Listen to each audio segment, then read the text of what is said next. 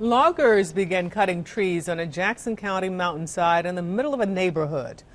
The logging operation started 2 weeks ago on property off Savannah Drive, just outside Silva. News 13's Cheryl Barber is streaming live at the home next to the timber cutting. Cheryl, homeowners say it will ruin their land. Yes, they say removing most of the trees here will cause erosion problems that will threaten their property, but the loggers say they're professionals under contract to this property owner.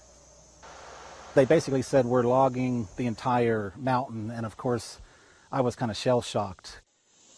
Shell-shocked to find that most of the trees on the mountainside facing this home were being cut in a logging operation. There had been no community parley or any knowledge. None of the neighbors knew anything about this. Keith Delancey and his brother Kevin say the loggers told them the 48-acre mountainside would be clear-cut. The brothers say that would ruin the property value of this home once surrounded by a thick forest. It's going to be just a pile of mud, and the first good rain, I'm concerned, what happens when it comes down on us. Who do we go to when we have 3 or 4 feet of mud in the property? Jackson County planning officials say no one has filed any development plan here, so the property owner is exempt from any laws governing construction permits or erosion control. They say logging and agriculture are exempt from those rules. They may be within their legal rights, but I think the law should be changed to allow for the community. Has there been an impact study done? What's going to happen to the creek right down there? What is the mud just going to spill off into the creek? What about our water sources here? The environmental impact we're really concerned about.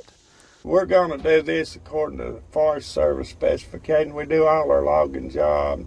They won't get no erosion on them.